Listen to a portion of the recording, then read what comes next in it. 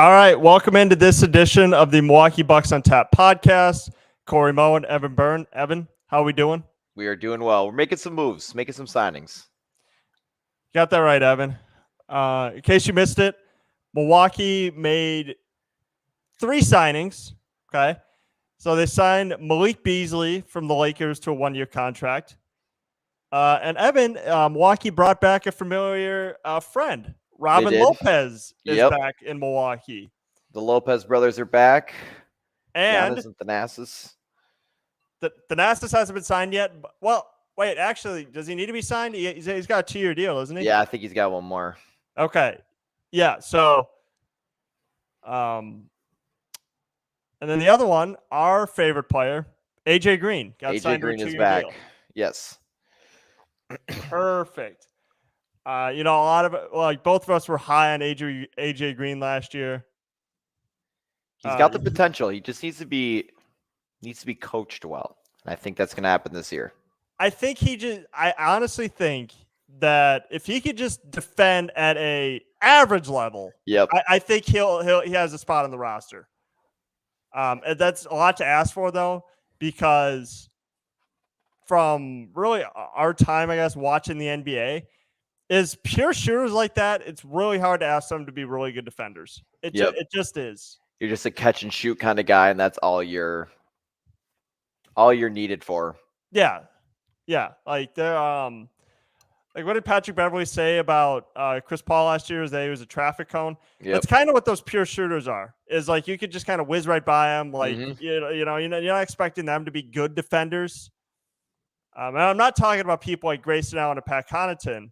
I'm more or less talking about people who are like the AJ Greens of the world, or the Kyle Korvers, or they're just guys who don't really do anything outside of shoot. Yeah, exactly. So, kind of go move by move here. What was your initial reaction when the team signed Malik Beasley? I think it was a good one. He just played for the Lakers this past year, and don't follow the Lakers as much, but again, a familiar name. Again, they're not expecting to just sign some random 20-plus point average shooter. He did average, if I'm going to round up, 13 points roughly. But it's not a bad pickup. I think it's a good bench role. I would consider him now to be a pretty decent vet from when he was drafted back in 2016. But I would say the big thing is that they're going to need is someone who can shoot. And I think this is a guy who can get some shots up. He's not like an elite 3-point shooter. But I think he averaged around 35% this past season. So again, that's something that they could use. Again, along with just his point average. Again, that 10 to 13 range, I think is a good one to have for them. And I think it'll be a good spot off the bench. Definitely in like a second rotation kind of guy. Yeah, I'm going to be honest. This is one of those moves where I've heard a lot about Malik Beasley, but I don't know a lot about him. Like, he's not a guy who you go out of your way to jumps off the screen. Yep. Like when you watch him play. He's one of those rotational guys who's just kind of out there, but he's not like, we have to get him. It was kind of like when the Lakers a couple years ago had Taylor Horton Tucker when they had like high hopes for him. Like Malik Beasley is one of those guys who I just don't know enough about to really form that big of an opinion. I mean, look, we can all sit here and be like, wow, he averaged like 13 points a game. I do know that I don't think he did play too much for the Lakers in the playoffs. No. So I'm not sure. It's a guy who's on a relatively cheap contract. He's been on, I guess now this is going to be his 5th team now. So I don't know if that's cause for concern or if he's just looking for like a different role or whatever. Because he spent 4 years with the Nuggets, and they've been like really good at drafting and developing players. So I mean, I guess this is a good signing on the cheap. And this is one of those players that Milwaukee, I don't want to say needed, but they needed to get like kind of as many cheap contracts as possible to fill out their roster. Yep. So I don't know if anybody like kind of when they were check marking free agency was like, oh, Malik Beasley like to the Bucks. Like I don't think anybody. I think this was a signing that that was there for the cheap, and this is kind of the area where free agency's sort of ending because the first 2 days it's like all the best players are kind of coming off the board. So then you're just kind of picking from what's left. Yep. Like Malik Beasley, like he was definitely going to be one of those guys. And signing a 1-year deal.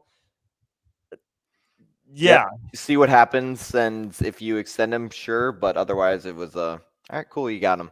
But I feel like I saw a lot of this, and I feel like a lot of people were like more positive about this one than like negative towards it. I think just because he did pretty decent with the Lakers, that it's like a tough loss for the Lakers rotation, or not started rotation, but their second guys who go in. But he did play 81 games, 26 minutes, so he played a decent amount. But again, looking at the postseason, 11 games, only played about 8 minutes. So he saw some games, but not a lot of time. Didn't do as well, only averaged 3 points. But again, that can always change with the Bucks or come playoff time or trade deadline. Again, we'll see what happens. But I think overall, I think it was a pretty decent signing. And here's the other thing too about Malik Beasley. I know him more or less from his personal life more than his play on the basketball court. If you guys are unaware, apparently Malik Beasley went out with the girl, and then allegedly according to the girl he was going out with, Malik Beasley actually cheated on his wife, fiance, whatever you want to call her, with Scottie Pippen's mom. Scottie Pippen Jr.'s mom, to be exact. Larsa Pippen. So that's kind of funny. I'm just saying it is kind of funny. I'm sorry. It's the first thing that my mind went to was like, wait, didn't he date Larsa Pippen? He did. He did go out with Larsa Pippen. And Scottie Pippen Jr., if looking at it right now, he's not on the Lakers, but if he was, I don't know how those two were teammates last year, because if I'm going to keep this PG, if I'm having someone go out with my mom, like I don't really think you could really coexist as teammates.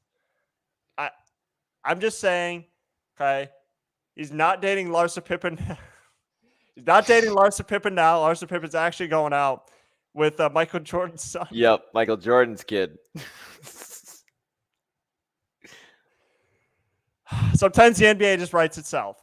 So, look, you know what? If Malik Beasley can spend as much game on the court as off the court, this is going to be a successful signing. That's all I got to say. That's all I got to say. All right, let's move on. Let's move on to the next one. I'm going to get myself in trouble here. The next one was Evan, like I mentioned before. Yep. They brought back an old friend. Yes, Robin Lopez is back in Milwaukee. Okay, he played for the team in the 2019 to 2020 season. A signing in which I actually, when I did that, when I kind of went through a phase where I was predicting what the Bucks would do in free agency a few years ago, I actually predicted that they would sign Robin Lopez. So, I think this is one of those things where, okay, it brings Milwaukee a backup center, but he might actually bring the same amount of like juice to a team that Giannis does, or Thanasis. Yep, the intensity. Because if you're aware of like what they did in the hallway, that's what I'm hoping comes back. That's what I was thinking. That WWE fake wrestling thing that they were doing, him and Wesley Matthews, and then him and Giannis, like you have to bring that back. that, yeah, the pregame, they'd always show them they do the WWE fighting because I guess Wesley and Robin did that on the Trailblazers, I think, in Portland, Yes. if I'm not mistaken. But I totally forgot about that until someone reposted the video of that and totally brought back. But yeah, you're not getting out of Robin, you're not going to get a score. He only averaged like 4 points this past season, even with the Bucks, but he brings the intense skill level. And again, he's back up, work with your brother. So again, you're not getting some like phenom, but it's a good backup to get, I think, just overall. And they did well the last time he was here. Again, you're not getting a big score, but you're gonna get the intensity from him. Yeah, you're not getting scoring or. I mean, he has that hook. I mean, I still think he has that hook shot, doesn't he? He's got that little weird like baby hook. Yeah, he doesn't shoot a lot, so that's one of the things where he's a close range guy. Yeah, and he also, that the T celebration. That's another thing that he'll bring back. The little yep. He'll bring that back. He's gonna 1,000% bring that back. But yeah, you mentioned scoring. I don't think he's not gonna bring scoring. He's not gonna bring defense. Because if you remember in the bubble, he didn't play a lot in that Miami series because he's not like he's not like his brother defensively. He's not like Brook Lopez. He's just not the defensive center that Brook Lopez is.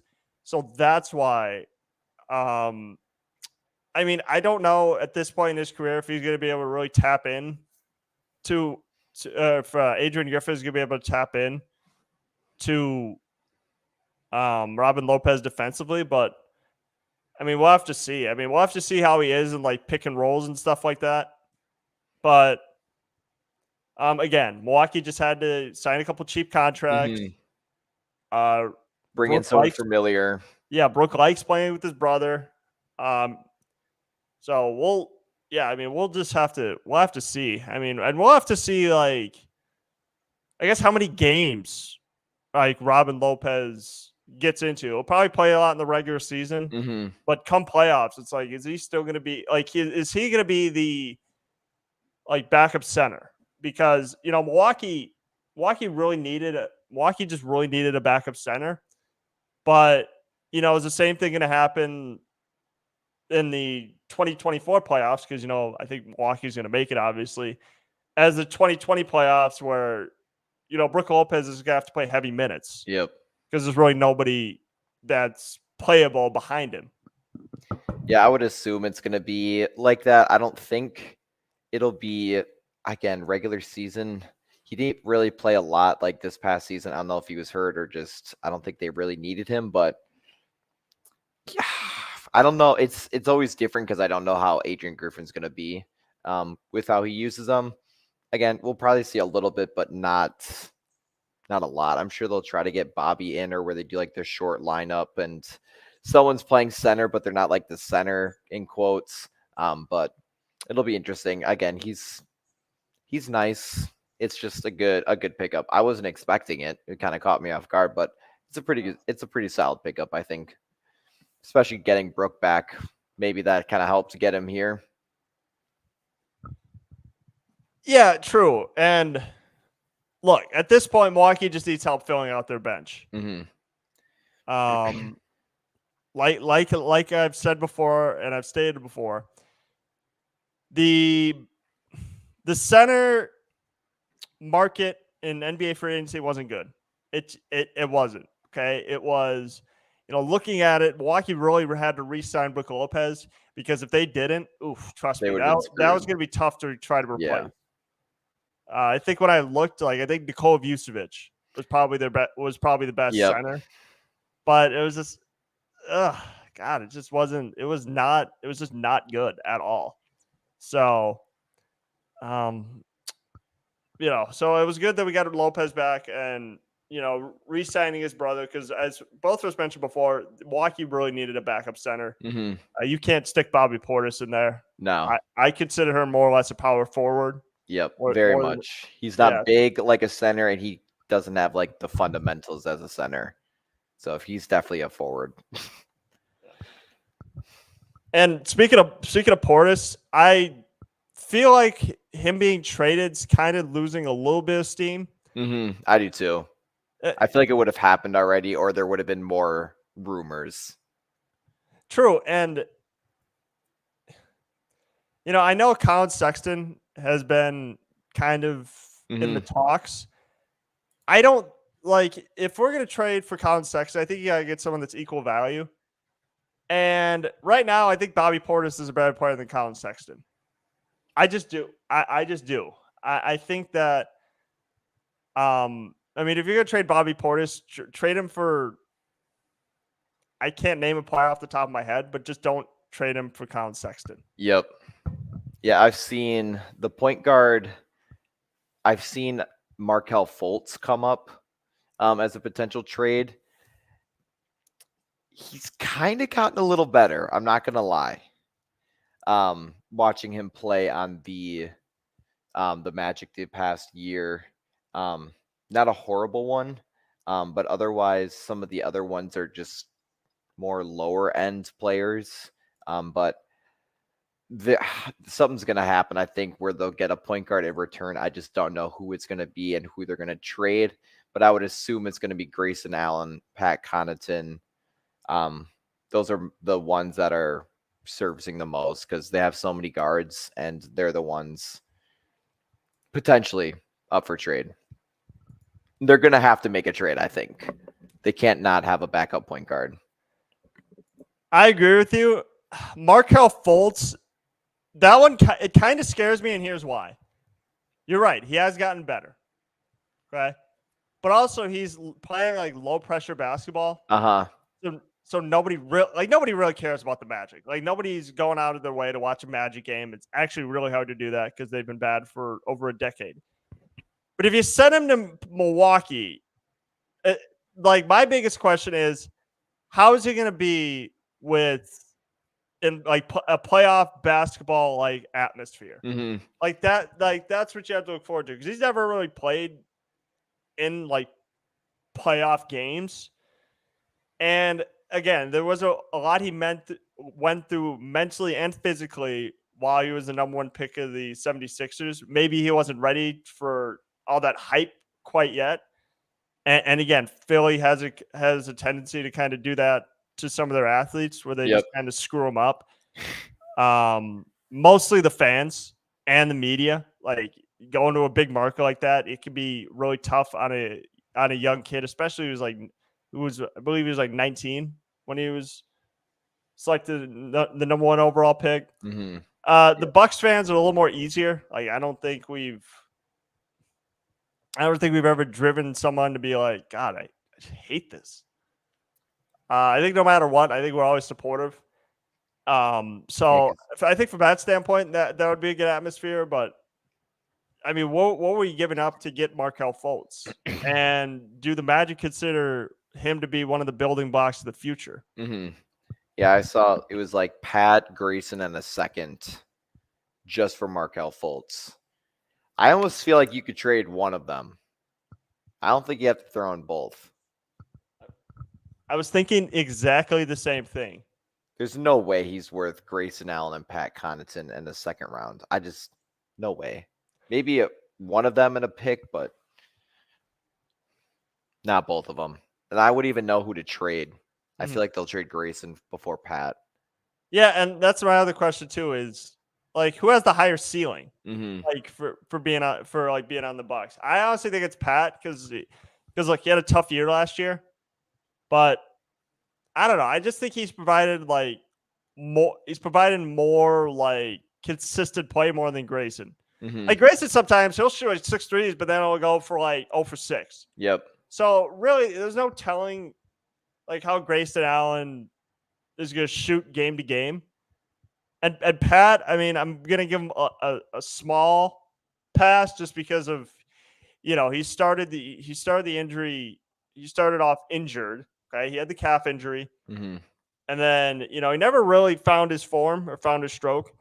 And Grayson did get hurt a little bit. He dealt with the ankle injury and stuff like that. So, and I think you are right that Grayson is probably going to be traded before Pat is. because I just think Pat has longevity in that team. Yeah, and I think people would rather have a Grayson more than a Pat. Age-wise, shooting-wise. That'd be my guess. And it also, you know, they're not gonna trade Pat if Giannis still likes him. Yeah. Like they don't just get rid of Giannis's like favorite guys like just like that. So if Giannis likes playing with Pat Connaughton's probably gonna stay. Now I don't know if Giannis is involved in management decisions. I think he was with the coach. I don't think he's like heavily involved to be like, hey, we need to get Robin Lopez back. We need to get Malik Beasley. I think he's kind of keeping that up to the GM, but he is probably getting input on like, hey, Giannis, you know, these are the guys we're probably thinking about signing. I think he's probably fine with it. Yeah, I would agree. I just think that they'll. I don't know like when like trades will like usually go down, but I just feel like they'll probably end up making one. But yeah, with that, I just feel like Grayson Allen has a better chance of being traded. I feel like people are gonna want his shooting, and I just feel like age difference, maybe keep Pat, or like what you said with his like longevity with the team, is probably a bigger factor too. But I just feel like it's probably easier to get rid of Grayson than it would be for Pat. Fan wise too, like with how people feel about each of the players, and I feel like Grayson being newer, only 2 years on the team, it might be a little easier to kind of dish him rather than Pat. Yeah, and you could find shooters like Grayson like a dime a dozen. Like you could just find a new one tomorrow. Like Grayson Allen is completely, and I'll even throw Pat in there, even though I don't think it's gonna happen. Like shooters like Grayson and Pat, I think are replaceable. Like you can get rid of them, and just kind of find another shooter tomorrow. My question would be is like, could you find those same guys who would have the production of Grayson and Pat? Yep. Which I think is like really hard to find. Yeah, I think especially with this one too. It's hard when they don't have money because they can't sign someone. But then trading wise, it's like you're gonna have to trade more than what you're gonna receive, and sometimes of what we've seen from Bucks fans that will bite you in the butt. But yeah, it's one of those things where is it worth taking the risk, or is it worth just trying to figure something out? Because I don't think they'll try to make like Pat a point guard or Grayson a point guard. I know Grayson's brought up the ball before, but not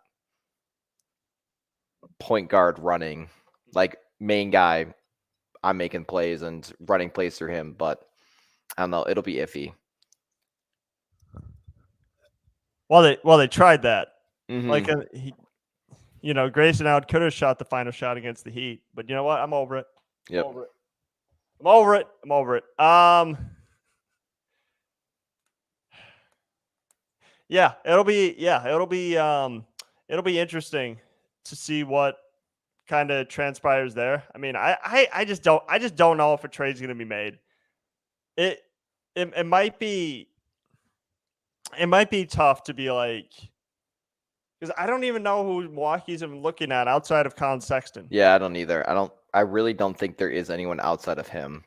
And I don't even know like how involved they are with it. It's just like people just post as soon as something happens. It's like, oh, Colin Sexton, blah, blah, blah, blah. And then they just make all these scenarios. But I just don't want them to make like a bad move and trade someone who probably should not have been traded. Completely agree. Like I said, I don't think Bobby Portis should go in any deal for Colin Sexton, because I don't think I just don't think that's an equal value deal. Mm-hmm. I think whoever's getting Bobby Portis is probably getting a steal.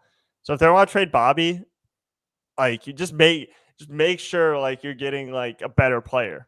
Yeah, Colin Sexton has dealt with durability concerns.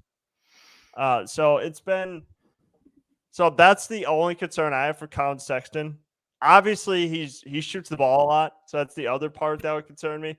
Is that I just don't know if Colin Sexton be a fit, because I just don't know if Milwaukee needs like and you might disagree with me on this, like an instant offense guy like coming off the bench. I just think the bench could be really good, but I don't know if they need a guy. They need like a sparker off the bench. Like, Yeah. it could work. It's worked in the past. With like guys like Lou Williams and Jamal Crawford, those guys could like immediately just spark a bench unit like that. So it could work. But we'll kind of have to see how his production is if he's traded to Milwaukee. Yeah. See, because like I don't know if he's going to or not, but like one of those things where it's the ideas of who's going to be in a rotation, and I feel like that's always iffy because Budenholzer always had like Chris, Giannis, or Drew were always on the court. One of them was never like all of them were never not out, I should say. So is it going to be that rotation wise, or if it's just going to be like a whole new rotation where you're going to need someone like that? But I don't see that happening. So that'd be a very iffy of if they trade for him, cool. But it'll probably just be a different use of how they're going to want him to play. If that's the idea of one of the big three are going to be on the court at the same time, which would be my guess is that someone will always be out there. And look, okay, and I think Bucks fans, I get it. We could be reactionary with this. It's going to take Adrian Griffin a little bit to kind of get adjusted to being the head, being the head guy. It just is. Okay. They're going to probably complain about like it's going to be some random game in like October or November. And they're going to complain about some substitution. It's like, everybody's figuring it out. Okay. The players are figuring it out, and Adrian Griffin's trying to figure it out. So I just think they have to give him some time. Okay. We don't know what the closing unit's going to be, who's going to be in the fourth quarter. There could be a game where he sits Giannis. Okay. And I think we have to be fine with that. There could be a game where I'm talking about in the fourth quarter, of course. I'm talking about. There could be a game where he sits Middleton in the fourth or Drew Holiday in the fourth. Like, so you have to they have to let him figure it out. Okay. It's going to be a stark change for Mike Budenholzer. Because Mike Budenholzer was obviously an offensive-minded coach, and now we're switching completely over to the defense. Now, I hope he doesn't take over what the Raptors' offense looked like to our team, because that offense was atrocious. They didn't have any ball or like scores. They had a long team. They had these tall guys with long wingspans, and they just tried to make that work. But I'm hoping that Terry Stotts and Joe Prunty kind of help out with that too. Vin Baker. I keep forgetting that they get them or that they got those two. So I'm hoping that they can also have an impact, especially Terry Stotts, just because of his coaching career, especially in Milwaukee, but with Portland as well. So I'm hoping that he can kind of help here or there with some of these younger guys too. I know they lost Amari Carroll, but some of their coaches, again, have left, but I'm hoping that these new guys can help us out just as much offensively as well as defensively. Just so we're not heavy on one of them. Yeah, and that's completely underrated because as we talk about a team like the Celtics, who were criticized last year, really, obviously, for not being able to finish the deal against Miami, but because Joe Mazzulla, and this was no fault of his, is that he didn't have experienced assistants with him. He lost Will Hardy to the Jazz. I mean, Ime Udoka obviously, suspended a whole year, and Damon Stoudemire left in the middle of the season. So he had to kind of juggle basically everything on his own. Now he has 3 experienced assistants. Same thing with Milwaukee. Adrian Griffin, new coach. You need to have experienced assistants who have been there before and can help you in-game adjustments, in-game situations. Like these are two, like Joe Prunty and Terry Stotts. I don't think you can do any better than that. Okay. These are 2 high-level assistants. Obviously, Joe Prunty was the lead assistant under Jason Kidd. And Terry Stotts, a high-level coach in this league, knows Milwaukee really well, coached there for a couple of years.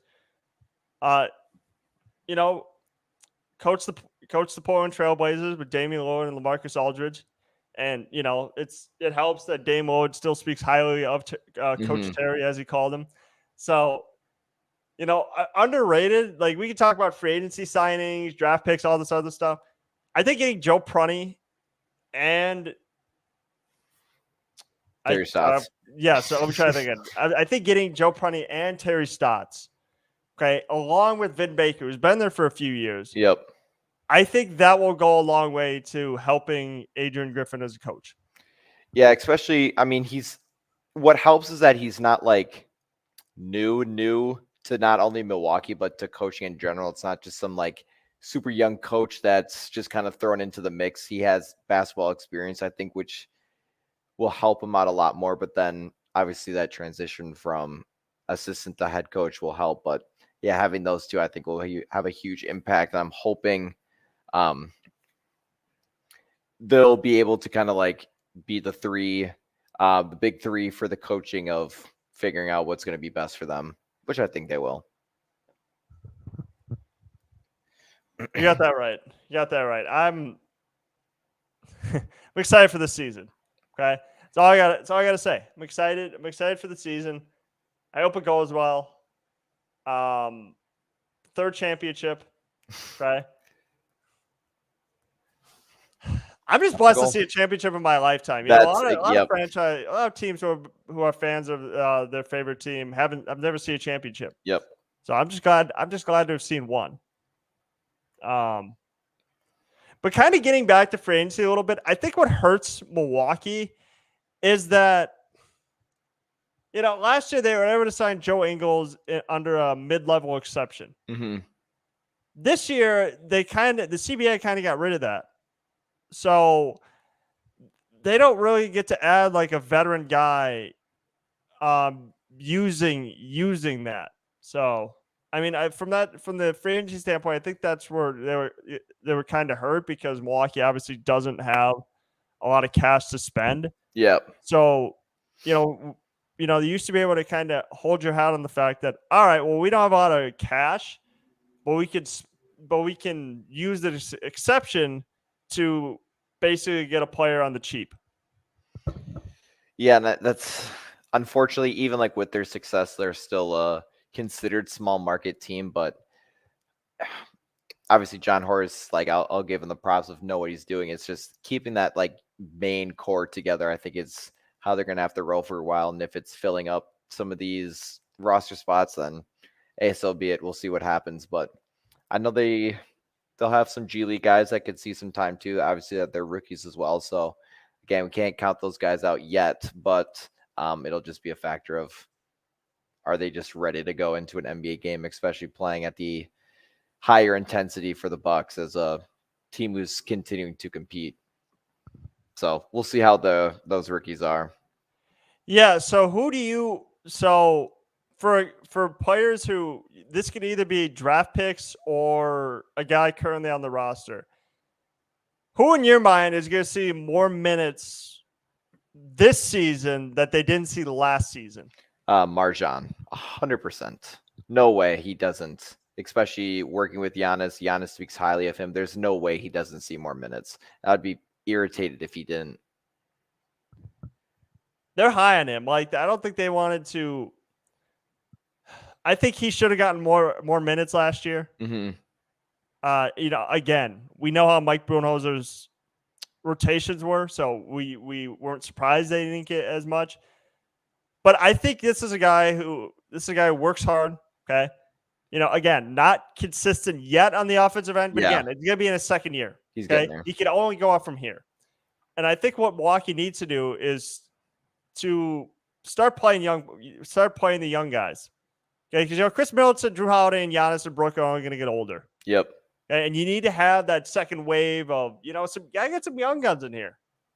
Okay, Milwaukee right now has a good mix of young guys plus veterans. The veterans, they can't carry the load all the time. So getting guys like Beauchamp, like Jackson Jr., if get them Livingston comfortable, even see some games, I think that would go a long way towards their development. I mean, it's one of those things that goes for like any sports. Just get them comfortable with playing. If they're not comfortable playing because they play garbage 30 seconds every 5 games, then it's not going to help in general. But Yeah, they don't have to play 25, 30 minutes. Put them in for 10 minutes, put in for 15 here. They're like kind of trade off, see who's better with certain players and see who's better in certain positions or certain situations. But yeah, it's going to have to happen sooner or later. Yeah, and how is Adrian Griffin going to be like the thing I'm curious to watch for Adrian Griffin's like coaching strategy is, say these starters are playing well and the bench is playing like really well, lights out. Okay, score like 10 straight points. Is he going to ride the wave, or is he going to be like, oh, we got to bring the stars back in? Like, yeah, I would hope that he rides it until. Sorry, that sounded weird. I hope he rides it too. I hope he like keeps the momentum going until maybe it's like cut down. Like they got 10 points, okay, but now they've kind of like given up maybe like 6 straight, maybe then make an adjustment here or there, but don't lose the momentum that they have, especially if it's like a moment where they're all like working together and they all kind of feel comfortable out there. Don't break that up. Yeah, like Budenholzer for sure would have like just screw it, let's just bring the stars back in. Yeah, that's where I'll be curious to see. So we'll that's what I'll be curious to see. There's gonna be a lot of like nitpicking that people probably do for Adrian Griffin. Okay, I think that for his like first game and stuff, I think that he's gonna do he's gonna make 2 adjustments, and Bucks fans are gonna be like, oh my god, this guy is already better than Mike Budenholzer. Like honestly, watching, and we've went through this before. Okay, I remember when Jason Kidd had his first ever game, coach of the Bucks against the Hornets, and the Bucks were destroying him at halftime. Okay, and they were up big. I was like, oh my god, Jason Kidd, like this is the new way. This is the new way for Bucks basketball. This guy is awesome. Kemba Walker hits a game tying 3 and we lose. So I was like, well, that's never mind. And it ended up being 4 years of mediocrity. So, yeah, we'll have to see. Adrian Griffin's gonna make like 3 adjustments, and then everybody's gonna be like, "Oh yeah, we're going to the championship this year." Yep. It's gonna be like it happens to every team, for every player, play good once. And I was like, "Oh my god, this guy." Yep, we're gonna go undefeated. Oh yeah, 82-0. Well, I thought that. When I was like 17, I thought that the Warriors were going undefeated once they signed Kevin Durant. I'm like, oh, this isn't even fair. The Warriors are going to go undefeated. Obviously, it's impossible to do, but who knows? I mean, look, the Warriors start off the season 1 year like winning 25 straight games, and then the Bucks ripped them apart. They won 24 in a row, and then they ended it. Almost went to that game, but I had to work. I was so mad. No, and that was such a weird, and like looking back on it, that was such a weird lineup too. Like I think Michael Carter-Williams might have been out, so I think OJ Mayo was our starting. No, MCW played that game. Oh, he did play? Yep. I thought OJ Mayo was our starting point guard. No, he was in that one because he had a like a dagger dunk right at the end of the game. John Henson was going crazy. Oh my goodness. I thought that was one of the games where like OJ Mayo started at point. Like I think they did that for a couple games. Yeah, OJ Mayo. OJ Mayo slipped down some stairs. Yep. Never got his career back on track. Obviously had the failed the drug test. And he never got back to the NBA. All right, before we go. The AJ Green signing, what's your reaction to it? I think it's good because, especially it being a multi-year, it's not just like 1 year and kind of see what happens. I think they could use him, and I think they can use him well. It just depends on what they're going to want him to do, and I would assume just shoot threes. I feel like he's going to be a spot-up shooter, but he showed a lot of potential, and I hope that they can see that in him, especially some of the coaches and players who saw him last year. They have confidence in him. I do too. Okay, I think he's graduated from being a 2-way guy. I do too, 100%. So that might be Andre Jackson Jr. and Chris Livingston. They might it would make sense for those two to be two-way guys because there's probably going to be times where they're not going to play a lot, especially early on. And this is all assuming that everyone stays healthy. Yep. But I'm excited for AJ Green to be back. I thought that they should have kept him on the roster, played him a little more, stuff like that. I understand why they couldn't because you have to play a certain amount of games before you have to sign to a contract. Yep. Like you have to be active for I forget how many. It's like 50 games or it's some. It's. I think Milwaukee's high on him because I think out of all the two-way guys, he played the most. Yes. And this is even counting last year when Sandro was still on the roster and Yeah, Lindell Wigginton was still on the roster. Like he played a lot more than those guys had when they were two-way guys. I hope they use Lindell a little more. I think he's underappreciated. And I like cheering for like the underdogs, but I feel like they could use him somehow. Maybe not like big minutes, but I don't know. I read a lot of things about him, and I feel like a lot of people think that he should play more. And I agree too. I agree. I wouldn't use him for offense. If Milwaukee wanted to bring back, and I mentioned this before, okay. If he was going to be one of those guys, I feel like he'd be like a defensive stopper. And I know I mentioned that last podcast for Andre Jackson Jr. But it's going to be tough because everybody talks about Milwaukee needs to trade for a backup point guard. Well, then that kind of pushes Lindell out to be like third string because Lindell's not a guy you're going to be comfortable with being our backup point guard. Not saying he does anything wrong. It's just I don't know if he's like an NBA caliber backup point guard. No, he would have to be on a team that's just not competing at all, where he can be a starter or like the first guy off the bench. Yeah, and again, it's just mainly because backup point. You ask a lot out of your backup point guard. So, I mean, I don't know. Is there still an opening for Goran Dragic? Oh yeah, I keep forgetting about him, even though I mentioned him the last one. I mean, Adrian Griffin knows him well. He had a 5-game stint in Toronto before he forced his way out. Yeah, it'll be interesting. I don't know if they're going to trade or if they're just going to use one of those guys. I feel like they aren't going to use them how we think or how it would be expected for them to use. I don't think Goran's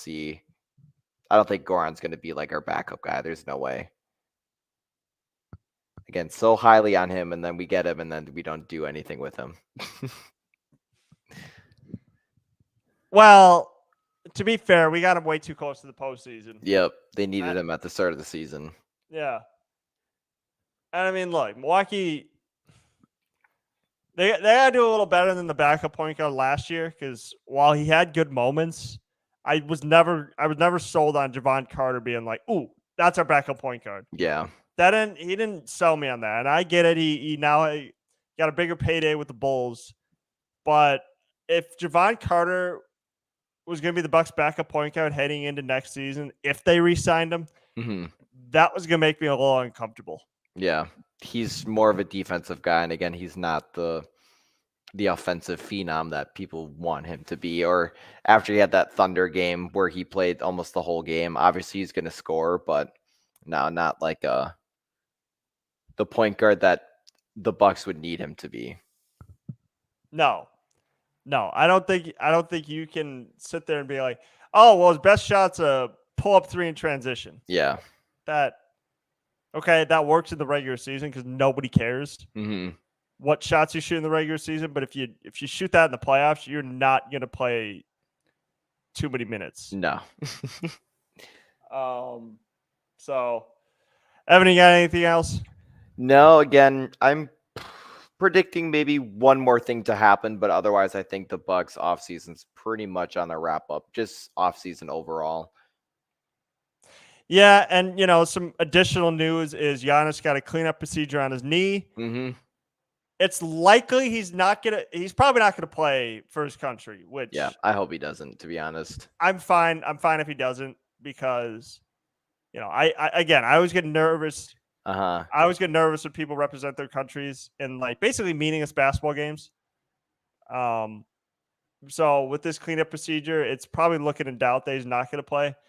And again, it's not like Milwaukee's preventing him from like not playing, but I just don't think with that procedure, like he's going to sit there and like he's going to play in basketball games. And when does it start? It's in like August or end of July or some? Yeah, I think so. Just prior to preseason stuff gets ready.